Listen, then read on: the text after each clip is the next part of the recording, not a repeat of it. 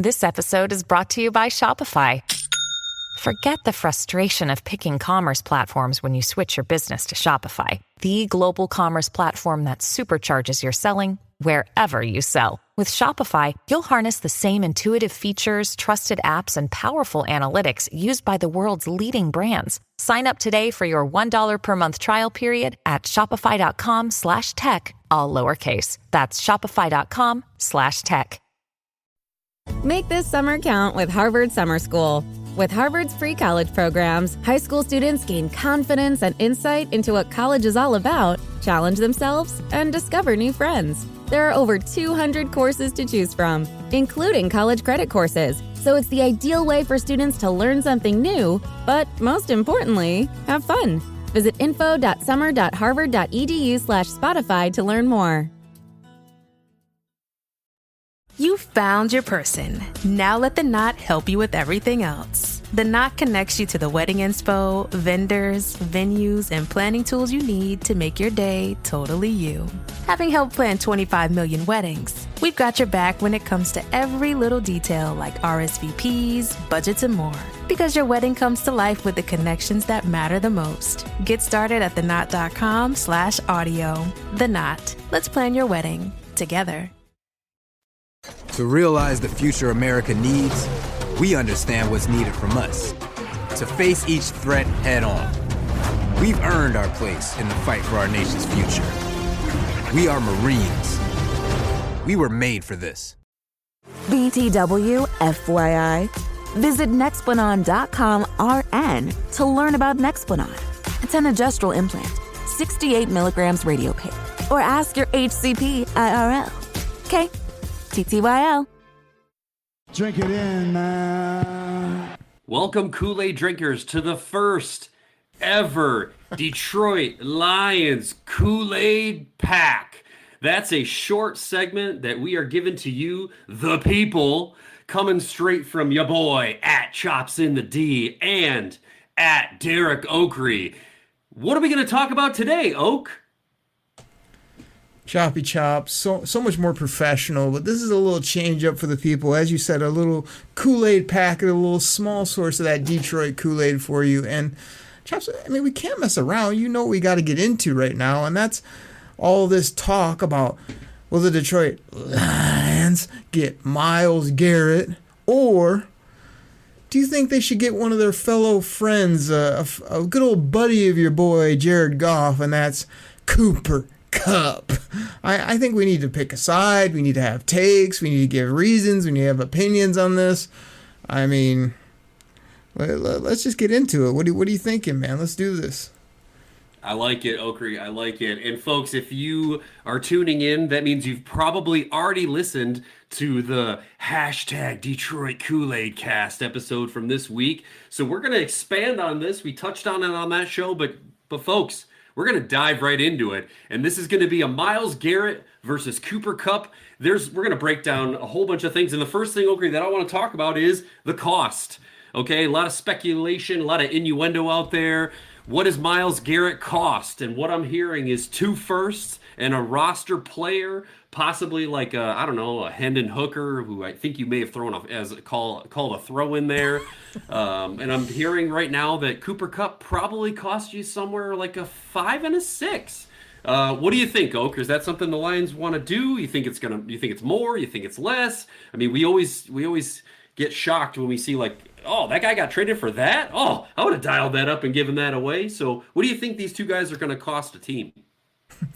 Well, first and foremost, you're pulling back the curtain a little bit, because I may or may not have said off the air that Hendon Hooker is no part of this trade. All these people talking about, oh, we'll give you these picks and Hendon Hooker, like that's some attractive piece that's going to seal the deal. I'm not saying he's not a good person. I'm not saying he's not a good quarterback to some degree, but he's done absolutely nothing in the National Football League. He's like almost 30 probably at this point. I can't see people saying, oh, there's our future for the next decade. Let's get Hendon Hooker and give up the stud pass rusher. So I think that's a bunch of made up media stuff there. I do agree with somebody that came out in the media though and said, don't expect Myles Garrett to get this ridiculous 2-3 first round picks and all these quality players back. it's going to be a salary issue for Cleveland. It's also going to be, he's going to hold them to the fire and sort of say, like, I want out, I want to go win. He's 30 some years old at this point. The things I love about Myles Garrett, he's a physical beast, smart as could be, great character, Walter Payton Man of the Year, always productive, Defensive Player of the Year, how many times now? I mean, he has all that going for him, don't get me wrong. So I think if you put him and Hutchinson on opposite sides, like go hunt the quarterback, that's very attractive. And I think the price point is going to be much lower than many people will think. Are they going to give him away? No. But are they going to probably have to get what they can get, and it's not going to be some crazy ransom that people make up, and at the end of the day, you're like, you gave up a 1 and a 2? That was it? I mean, it's probably going to be something like that that makes you just excited based on the compensation and the player. But I'll be curious if the Lions go in on this guy, man. There's a lot to like about him, but the thing I did say on air on our Koolaid Cast was like, I like me some draft picks. Brad Holmes likes him some draft picks. Yes, we got money, but there's going to be a lot of young players and other positions to consider as well. So I don't know if this is such a slam dunk, but there's a lot to like about Myles Garrett, especially heading to the Detroit Lions. There's no question. Yeah, you touched on a lot of categories there, Okrey. And I mean, so first of all, I gotta circle back here because I believe at the trade deadline, some talking head on ESPN said that a trade for Myles Garrett would cost the Lions Jahmyr Gibbs, 3 first-round picks, and I believe they listed another player in there, like a Brian Branch. And I think they laughed him off the stadium. They were just or off the podium. They're like, get the hell out of here. Like somebody actually may have just like gotten up and left in the middle of the guy's take. It was so ridiculous. But I agree. I think that I think. Of course, Cleveland is going to talk this up like, oh, we wouldn't even trade him for 2 firsts. And then when it's said and done and they realize that the dude is going to hold out or there's going to be problems, he probably ends up going for like a first and a third. So, and don't hate on Hendon Hooker being he was a 3rd-round pick, man. Come on, that's not just garbage. So, again, he has not done much in 2 years to the fact where we had to bring in Teddy Bridgewater back out of retirement to back up my boy Jared Goff, late in the season. But that's neither here nor there. But yeah, I think Myles Garrett is a great fit, like you said, for all the intangibles and the reasons that you listed. We absolutely would love to have another beast on the other end of the D-line aside from Hutch. I know we still got Zadarius Smith. It'd be a reunion with those 2 guys. So he's definitely a fit. Let's talk about the cap ramifications, Okrey, because I know I've seen a lot of like the NFL, right? It's like funny money out there. We're like, well, he makes $35 million, but it really only costs you $19 million in cap hit. But like you can defer this and you can wiggle that and you can extend this. And so the best that I can tell right now, the actual cap hit for 2025 for Myles Garrett is $19 million. And then I believe his next year is a $20 million, and then he has like some kind of like both type of option, a player and or team option that catapults him up into like $35 million. So people are saying that the deal would require the team to extend him. But again, the NFL cap is like funny money, and you always know there's ways to do things. And by the way, the cap's going up $20 million. Not saying that's just free money, but it's free money more than you had in 2024. So what do you think about that cap hit? When your makeup's so loud, you can literally hear it. That's NYX Professional Makeup. To capture that sound, NYX has spotlit 5 rising female artists, collaborating with each one to create music for the debut NYX Tape, an album inspired by the latest NYX Professional Makeup drop. NYX Tape, the sound of NYX Professional Makeup. It's makeup so loud you can hear it. Listen now on Spotify. Romance is in the air for Valentine's Day. And when you're ready to pop the question, all you need is the perfect moment to come around. And, of course, the ring. At BlueNile.com, you can find thousands of natural and lab-grown diamonds, plus legendary service from Blue Nile's jewelry experts, who can answer every question, help you design a custom ring, and even plan the proposal. So seize the day today. Right now, you can save up to 50% at BlueNile.com. That's BlueNile.com. I don't know, man. I mean, to me, it comes down to, I'm not in the business of extending 30-year-old players, even though they're studs. I'm much more apt to give that money to, I don't know, Aiden Hutchinson Brian Branch. Let me ask you this real quick, and I'll get back to the money side of it. Like, before we were talking about, like, the package, are you willing to give up, like, Jack Campbell, Kirby Joseph, players like that to obtain a player like Garrett, or are you just talking about these other fringe guys that you don't really need or don't impact your team anyway? Because I think you'd have to consider more a good piece or two plus picks to maybe get something like this done in the real world. Not, hey, take our backup quarterback and a couple picks and let's call it a day. Yeah, I mean, look, when you're talking about moving out players, you're hurting. Obviously, you're hurting another position. I'm not really necessarily looking to get rid of any defensive players, young defensive players right now, because that's our big need.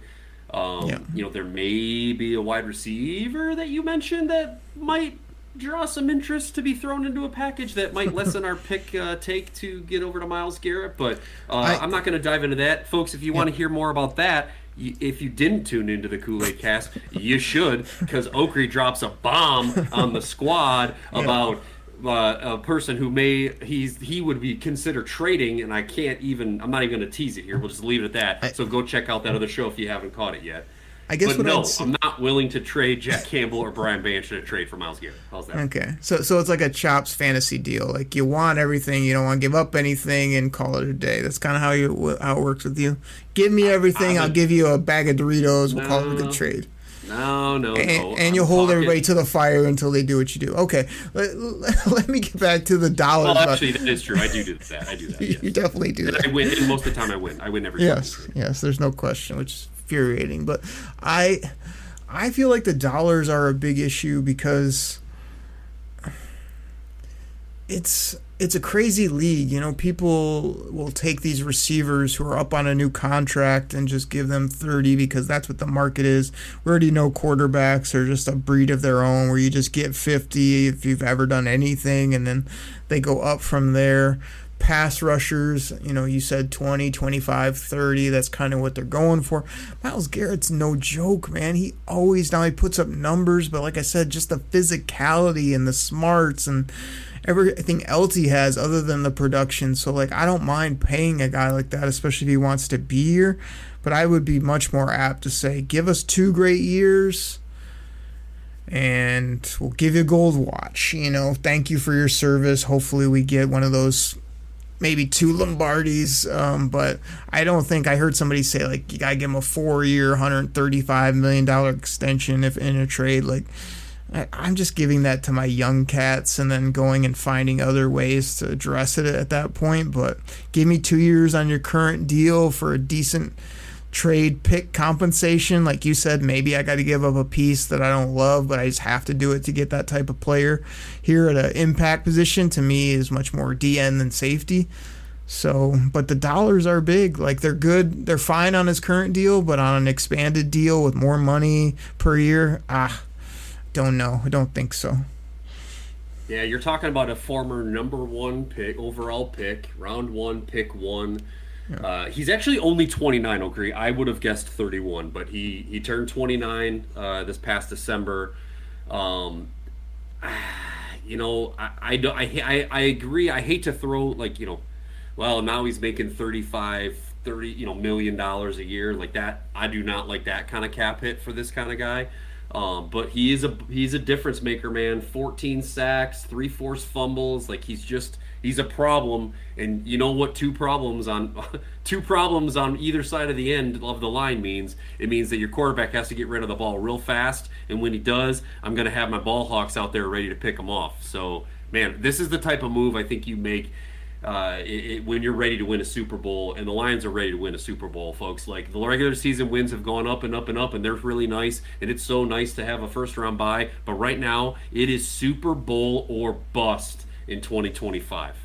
It doesn't even seem real that you could have Hutch and Garrett and the DBs and the linebackers and our other interior guys and this offense. Like, that would really be an over-the-top type move if he plays the way he has. So you got to consider that as well. So because it's a premier position, because he's an absolute dominant force, and he says he's available and probably is going to make it, that he's got to go somewhere.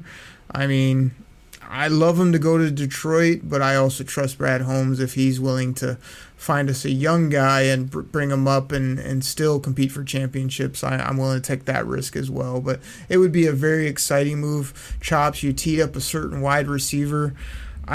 I'm curious to talk about him, so let's talk about that here. Talk about the wide receiver that you're willing to trade, or this wide receiver that everyone else is talking about in Cooper Kupp? Oh, no, the other guy in our Kool-Aid packet, Mr. Cooper Kupp, a guy that has man love for Jared Goff, and Jared Goff has man love for him. They were very productive. Cooper Kupp makes a ridiculous amount of money. He signed a terrible contract after they won that Super Bowl and has not barely played. When he does, he's okay. He's definitely not a speed merchant like another guy on our team is, and can't blow the top off the defense, but what a great guy. What a smart, cerebral player. I mean, this excited me. I think I even tweeted out, like, I wouldn't mind Cooper Kupp in the DET, but I would mind if his price tag is going to be 20 plus, even with a big hunk of discount from the LA Rams taking on some of that money. But man, St. Brown, him, and then give me, I mean, let's assume or say that J-Mo is still on this team too. J-Mo taking a top and scoring deep, those two just working people on the inside and outside. I mean, that for 2 years would be real fun to watch. So, I think you have actually tweeted out more about Cooper Kupp than you have Myles Garrett. I think the Jared Goff connection, the Brad Holmes drafted him in 2017 connection, like there's been a lot out there. Chops. I gotta come. Yeah. I got to tell you this because you're a rookie. You've been on the pod platform here for a couple years. I literally told my former co-host after the Senior Bowl, the Lions need to draft Cooper Kupp. And he said, why or for what or when? And I said, probably like second round type player. This guy's always open, catches everything, smart, hard worker, all that. And I was so on board, and he proved me right for years and years there. So that would have been awesome. And they had opportunities to do it and didn't do it, of course. But that's on record as an Oakley call. So, well, there you go. That's fine. Congratulations. Hashtag what Oakley said. But I'm gonna kind of. I think I might shock the people a little bit here and say I have zero interest in this trade. I like Cooper Kupp from, I don't know, like 2021 Cooper Kupp. Yeah, when he's scoring 16 tugs and putting up 1,900 yards. But since then, Oakley, I mean, I think you might be a little surprised to hear that Cooper Kupp, since then, most touchdowns in a season, 6. Okay? Yeah. Most yards in the season since then, 810. So I know he's had some injuries. He has not put together a full season. Cooper Kupp's current cap hit, wow, say that 5 times fast. Cooper Kupp's current cap hit, $29 million in 2025, and then $27 million in 2026. And then he also has another like dead cap hit in the following year of like 30-something million. So first and foremost, this is a total deal breaker for me on the cap. I am not willing to spend $30 million on a wide receiver that scores 6 tugs a year. I'm not. Do I like Cooper Kupp as a person? Super great guy. Would I love to say a prayer with him, hold hands and sing at church together? Absolutely. What I liked, was it cool and nostalgic that he could play with his boy Jared Goff when he's in the back nine because he's already 31 years old, about to be 32? Sure. Not at $29 million. No. So is this a need for me? Absolutely no.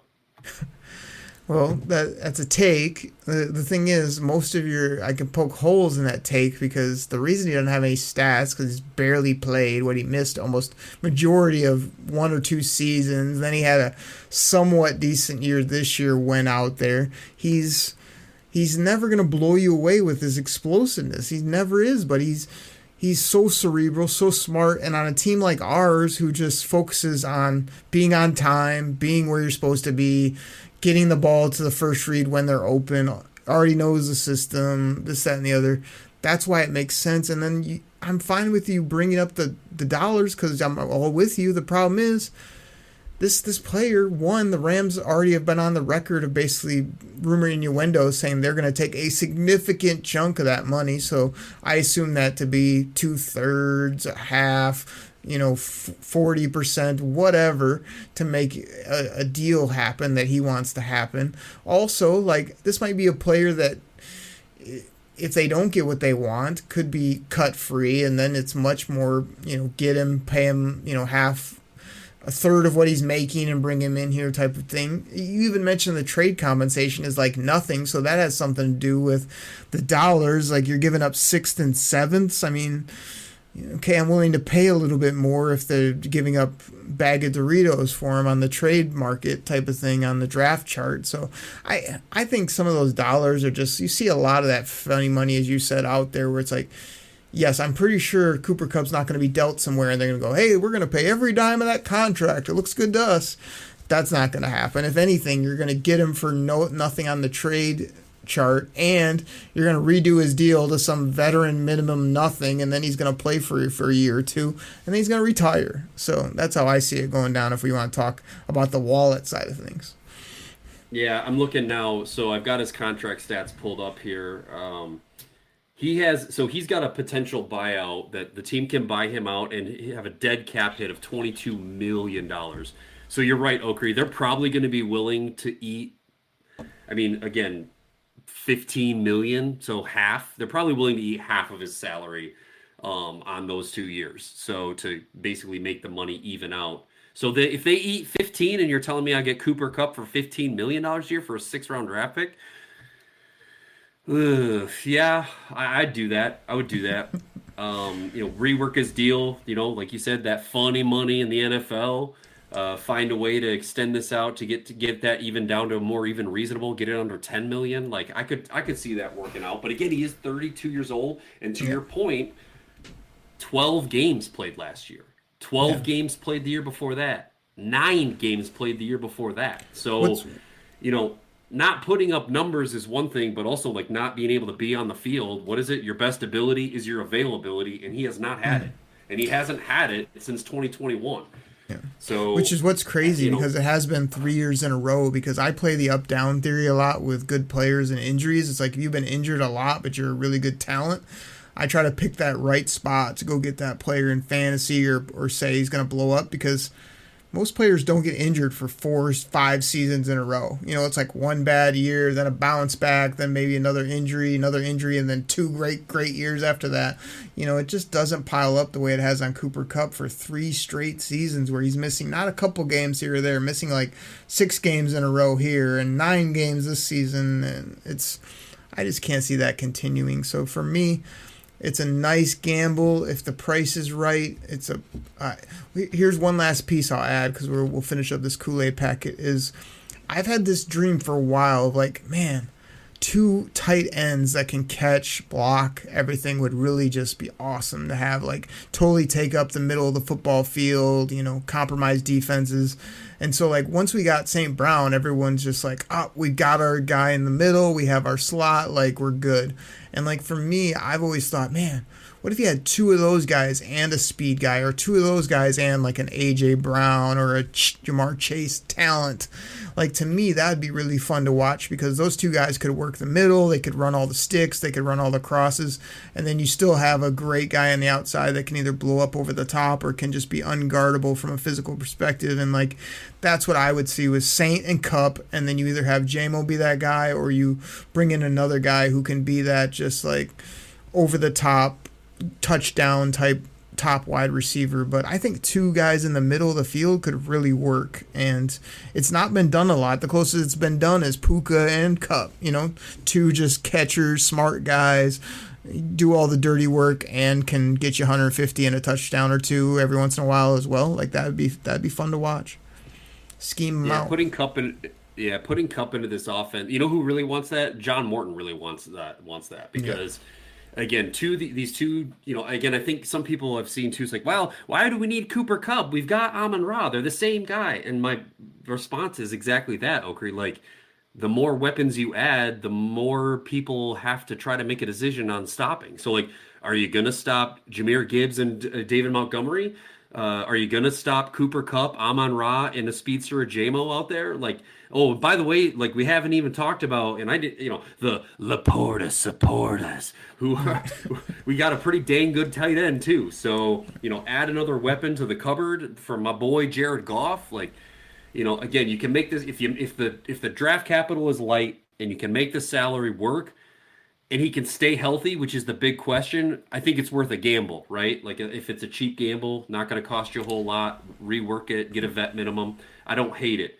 I don't like it as it is now. It's going to take some work. Like that money is just terrible. So, but you're right, Okri. We got to wrap this up. I think it's going to be fun this season, this summer. Let's this off season. Let's keep these Kool-Aid packs short and tight and sweet, and maybe we end the show with a little Kool-Aid and cornbread. What do you think?